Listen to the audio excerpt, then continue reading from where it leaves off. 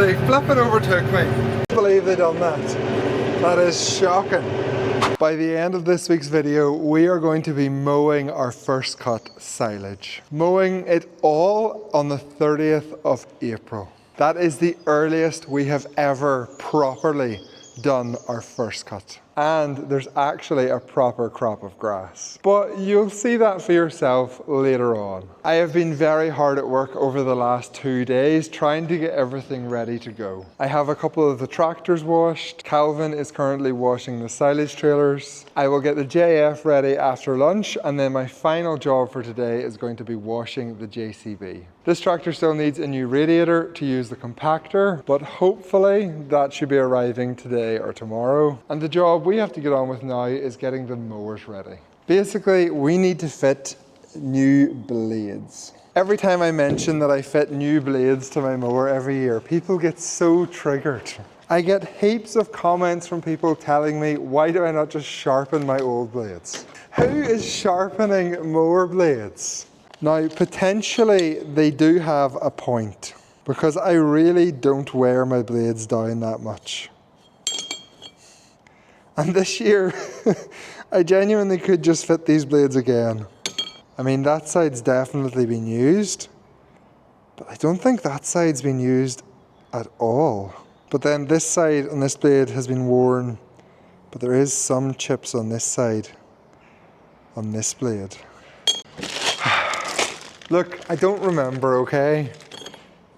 I'm assuming these were probably turned just before fourth cut.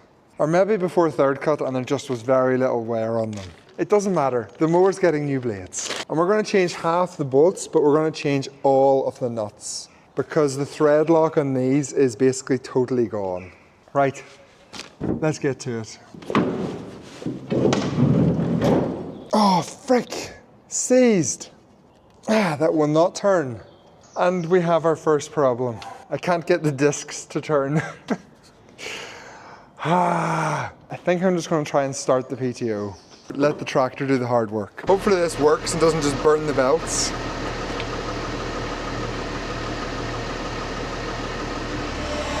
Oh, that did not sound good. That did not sound good. Did you hear that? Oh.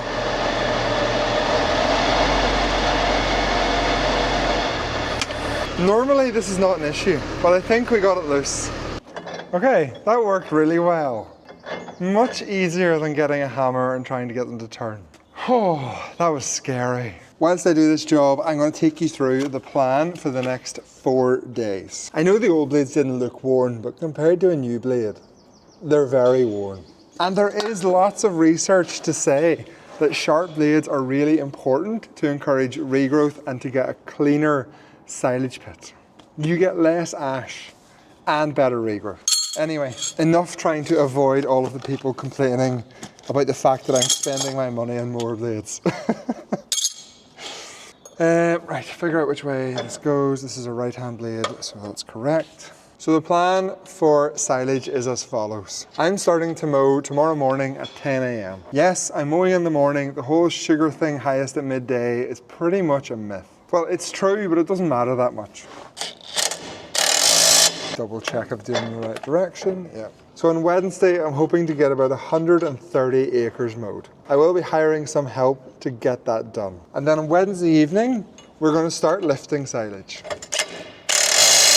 Plan is to get about 35 to 40 acres lifted. Then Thursday is the big day. I will be lifting silage from about 9:30 in the morning until probably 11 o'clock that night. And whilst I'm lifting silage, David is going to be in my Puma mowing the other 60 acres. And then finally, on Friday, we are going to do whatever is left. It could be a little bit more than 60 acres, but more than likely, it's going to be around 50 acres. So we should be finished up by Friday afternoon. And then we can get the silage pit sealed and have all of the first cut silage done for the start of the weekend. That's the plan.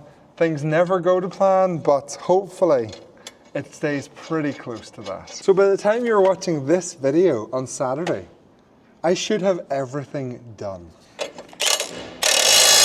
Front mower done. It took like 15 minutes. The back mower is kind of handier because I can stand up, but it's also kind of more awkward because all the blades are at a different height. And it's really dark. We're using old bolts for the back mower, so I'm trying to pick ones that aren't too badly worn. To be honest, I probably should have just bought all new bolts. I don't know why I only bought bolts for one mower. Now, which way it is? Oh, it's seized as well. I think it's because I washed them. I think that's what makes them seize. I wonder, can I just turn the conditioner? Might be a better option. Yes! That actually worked. Much less risky than trying to use the tractor. So I've had these mowers now since 2017, and they are honestly the best thing I've ever bought. And by that, I don't mean the brand, I mean the extra mowing capacity. This rear mower is 3.6 meters wide, and it adjusts in and out, which means that I don't have to leave a foot of an overlap to avoid leaving stripes on the corners. So I can effectively mow at 6.2 meters, like cutting 6.2 meters per pass. And that is a heck of a lot more than some people who come and mow with me who have a smaller back mower and one that doesn't move in and out. So the front and back mower setup with this 3.6 meter rear mower, which is telescopic, I really, really like. So much so that I would probably buy another front and back set rather than buying a full butterfly set, because butterfly mowers are priced really, really stupidly. It just makes no sense compared to the price of a front and back mower. When it comes to my brand of choice, Kverneland, I am also very happy with my choice. Now, in fairness, my only point of comparison has been with my contractor's mowers, because often I will end up mowing alongside him in the same field at the same time. And I'm pretty convinced he's not great at setting up his mowers. But leaving that aside, the difference in mowers is surprising. And consistently, the best rows are left by my Kvernelands. And it's not even me that has said that. I had the guy who teads my fields come and ask me, what mowed that field? It was terrible. And it was terrible. And it was a certain brand of mower that done that. I'll not tell you which one, but they shouldn't make mowers. The one big criticism of Kverneland mowers has always been that they're made of paper, which is kind of true, but it also means they're lightweight. So you can take that as a negative or a positive. And these mowers haven't done that bad considering they're 8 years old. But here's the biggest proof in what I'm saying. When I go to buy new mowers, I will 100% be buying another set of Kvernelands. And I will probably be buying this exact same rear mower. I cannot understand why it is not much more popular. I paid £16,000 for this in 2017. £16,000 for a 3.6 meter telescopic race car suspension conditioning mower. It was a bargain. Anyway, I need to get this job finished. I'm running out of time. So I'll catch up with you tomorrow when we are heading to mow our first cut.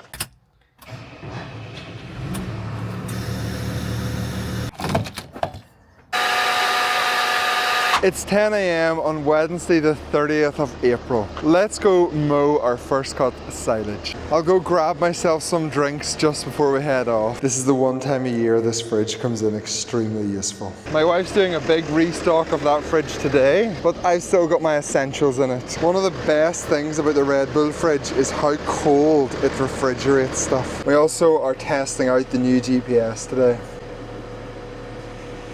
So we need to set it for mowing and 6.2 meters. Here's the deal for this morning. I am going to mow for 3 or 4 hours before I turn this camera back on. And the main reason is the first time out doing any job for the year is very stressful. If anything eventful happens, I promise you I'll turn the camera back on and you'll get to see it. But it's probably better leaving the video until I'm settled in and things are going well. And I also have a contractor coming later, so potentially we could end up with 3 sets of double mowers in the one field. I think that's a more interesting thing to film than just me starting out. Okay, here we go.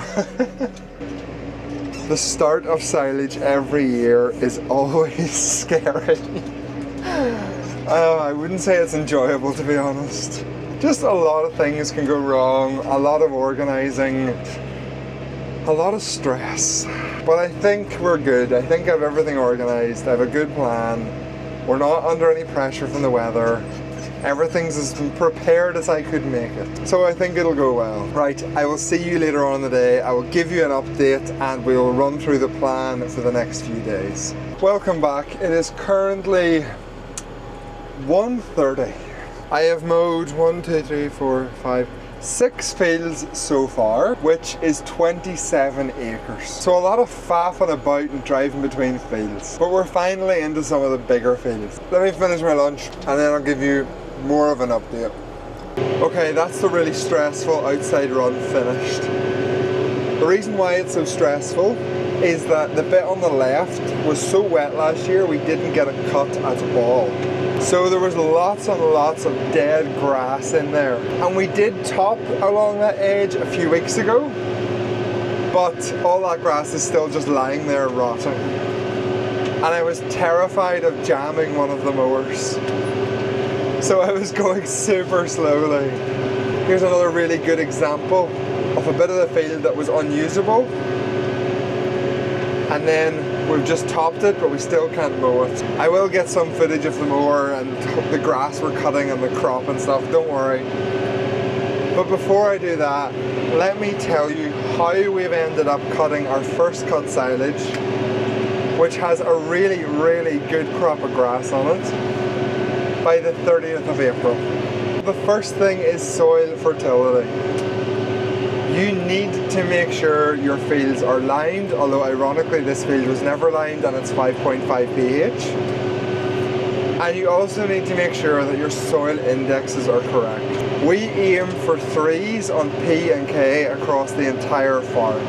And that really makes a big difference. The next thing which allowed us to get such a good crop of grass so early this year was that we got our slurry on early. Early slurry is key to an early first cut, because if you get slurry on early, the grass will respond to it even if it is still February. And getting slurry on early also then allows you to get your fertilizer on early.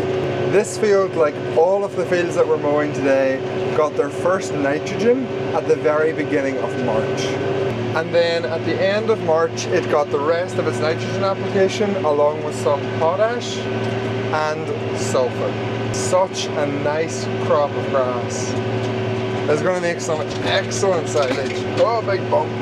One other thing I want to add as a note to the nutrient management piece. Do not listen to RB209. The book values are not sufficient to grow significant amounts of grass. The best way to figure out what values you should use is to soil sample regularly and keep an eye on what your soil indexes are doing. If your soil indexes are consistently dropping, that will tell you you need to apply more P or K. The next thing which allows us to grow so much grass is that we avoid compaction. Now, avoiding compaction is very, very difficult. The field I mowed just before this one, there was tracks all through it from when we spread slurry and it was too wet. But where possible, avoid compaction, especially heavy axle loads. Every single gallon of slurry on this farm is spread through our 1600 gallon tanker. It's kind of very abstract. I can't give you any definite facts and figures about how much extra grass we get from soil compaction. But just take my word for it, it really, really matters. Another really important point to growing a lot of grass early in the year is you need to reseed. Now this field is a terrible example of that advice because it has never been reseeded in my lifetime and probably not in my dad's lifetime. And you can see it hasn't been reseeded by how dull the grass is. There is very little perennial ryegrass in this field. And whilst it is a good crop of grass, there is fields I will be mowing later on which will be much better. because they have been reseeded. And the extra yield from reseeded fields arrives at the shoulders of the year. Generally, a reseed will yield very similar to an old sward come the middle of summer. But it's that early spring growth from fresh reseeds and new varieties which really lets you push on and get your silage done early. The final point I want to make on how to grow a lot of grass so you can cut your first cut in April, it's technically still April until tomorrow, is that you need to grow the grass over winter. Do not, under any circumstances, allow sheep onto your silage ground. It makes no sense. And for all the people who are going to write the comments and say, that's not true, it thickens up the sward, it gives you more grass, I can prove it to you. Because every year my neighbour begs me for a field for his sheep. And every year I give in and I say, fine, you can graze one field. And after this field, we're going to mow that field. The two fields are literally side by side. They're treated in the same way. They got the same amount of slurry. They got the same amount of fertilizer. They were last cut at the same time. The difference is the other field had sheep on it.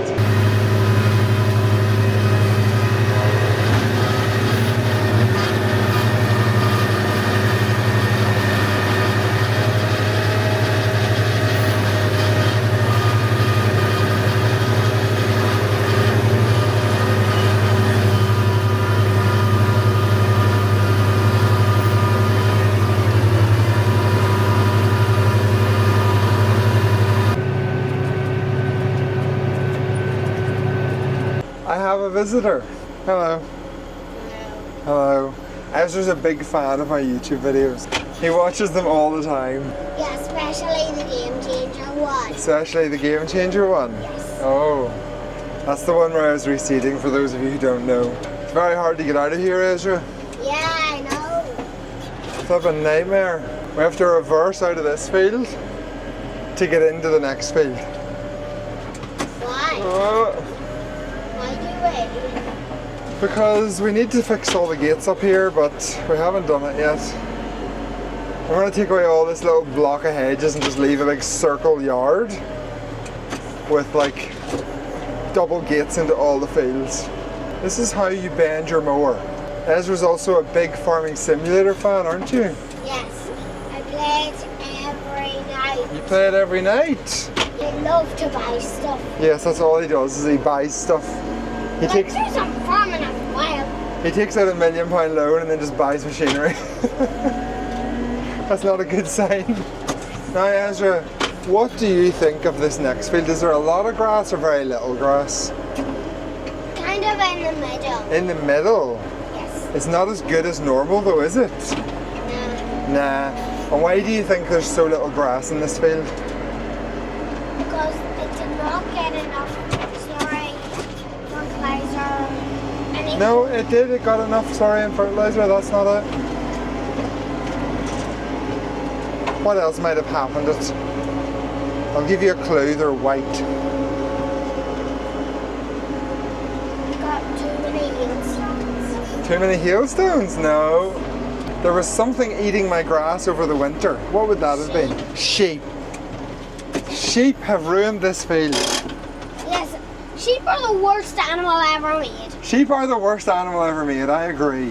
What do you say to all the sheep farmers out there, Ezra? Worst. The worst? They are the worst. These aren't the worst. Just sheep are the worst. Back more on.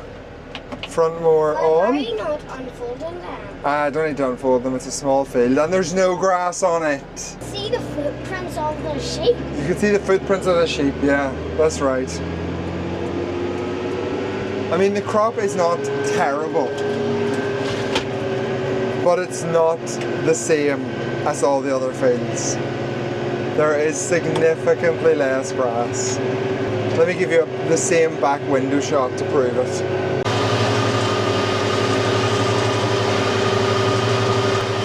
It's actually not terrible. It's better than I expected. Okay, so in fairness, there's a better crop of grass than I expected. But it is definitely less. So you're saying sheep make it look bad when it's not mowed, but when you mow it, it actually is good. Yes. So what he's saying is that sheep's picking up the sward. This is not meant to plan. There is less grass, I promise. Not a lot less. Okay, so our final scene for today will be in the Italian ryegrass fields. The grass in them fields is up to my waist, and hopefully we'll have some help to get them fields mowed. I'll see you in the Italian ryegrass. And we are off to the final fields. And actually the final fields that I'm mowing at all, because David is going to be mowing tomorrow and I will be lifting with the JF. It is currently 3:10, so I have about 2 hours left. That's one of our fields in front of us on the left. It's interesting that it's tedded. I didn't ask anyone to ted it. I don't know whether they just wanted to test their tedder or I'm not sure. I definitely didn't ask for it to be tedded. One of the biggest challenges in weather like this is actually not letting the grass get too dry, which I understand sounds ridiculous, but it's a big problem. I wonder, are they already up here mowing, the Italians, or will I be the first one to arrive? They have just finished mowing the first Italian field. So now, since we have 6 mowers and 3 tractors, we will definitely have all of this mowed in the next 2 hours. We'll probably have it all mowed in the next hour. I definitely need to get the drone up for this. 3 tractors and 6 mowers, my goodness. This is also a great opportunity for me to show you why Cavernan mowers are so much better than McKeel. But I'll save that for the end. Okay, so they're not completely finished. They had like 2 rows left and they've still got these wee bits of grass to cut, but pretty much finished. This field is a 9 acre and then the next field over is 17, so we have 28 acres left to mow today. I wasn't planning to fly my drone today, but I've really no choice. I can't have 6 mowers in one field and not fly my drone. Hope you enjoy this little montage and I'll see you at the end when I'm heading back to the farm. And just so you know, trying to fly a drone and mow is almost impossible. So forgive me.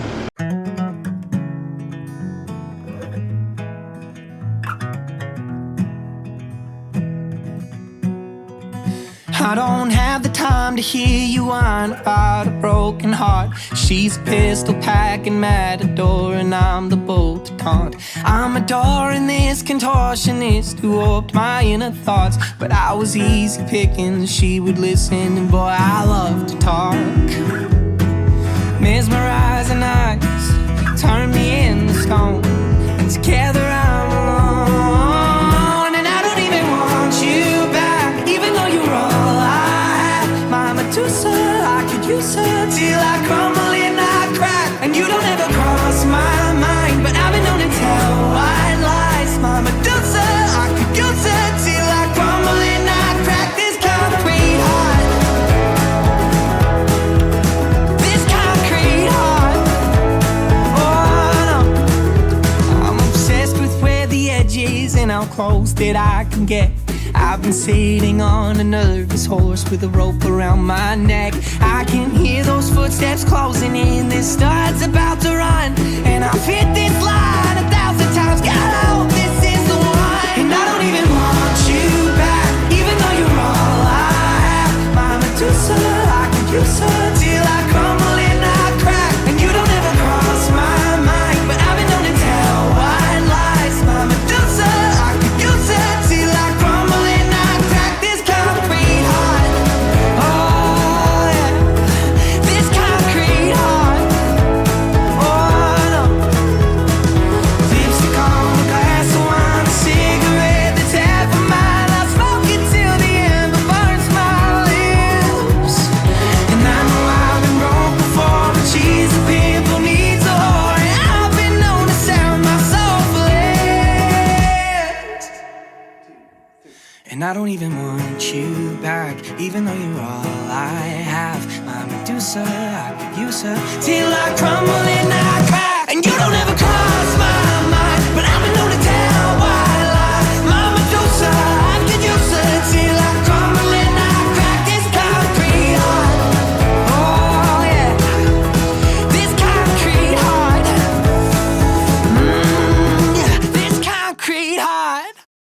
Oh, I just crashed my drone into a tree. It's stuck really high up in a tree. And the tree is over the river. Pretty sure if it falls, it's going to be in the river. Ah, that was some really cool drone footage as well. Oh well, you're not getting to see that. I can't believe I done that. To be fair to me, the tree is ginormous. Like, tallest tree ever. And you know what, I think if it falls, it actually will land on the grass. So I'll come back over and check in a day or two and see if it's dislodged from the tree. Yeah, it'll not fall in the river. Okay, I might get my drone back. If you just watched drone footage, I got my drone back. If you didn't watch drone footage, you'll know it's gone. Final field to do. They have started the wrong direction for some bizarre reason. Why would you go with the rear more towards the hedge? That makes no sense. I'm going the other way. This is what a proper field of grass that has been reseeded should look like. Just for context, we're going to have a very full silage pit, and that makes me very, very happy. Anyway, I'll see you after we're finished. I got my drone back, which you already know because you got to see the montage. But I didn't know this until about 20 minutes ago. I actually have a clip of me finding it. There's my drone. No way! No actual way. The relief is very real. I was looking to buy one and see if I could get it delivered by tomorrow. Anyway, that is going to do us for part 1 of first cut 1 of Silage 2025. We got 120 acres mowed. There is 60 acres to be mowed tomorrow, and we are starting to lift the silage in about 1 hour's time. I have no watch on, I normally do. I will pick this camera up again tomorrow morning and record part 2 of this video, which is going to be us actually lifting the grass. And I'm not going to be cruel and make you all wait a week for part 2. My plan is to post part 2 tomorrow evening. I know that's a stupid thing to do when it comes to the algorithm, but I don't care. I hate waiting for part 2s, so I'm just going to make you all wait one day. Thank you so much for watching. Please do like this video if you've enjoyed it. Subscribe so you don't miss part 2, and any comments, stick them down below. I will see you in 1 day's time.